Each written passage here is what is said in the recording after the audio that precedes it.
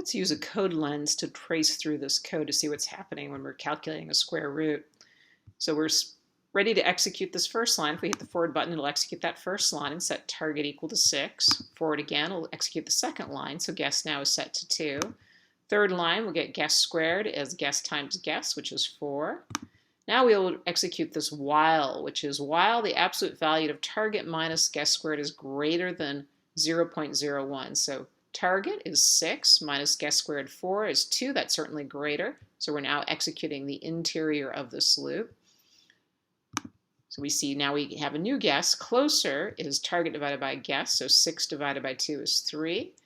Now the next step is we calculate a new guess as the average of the old guess and this closer value.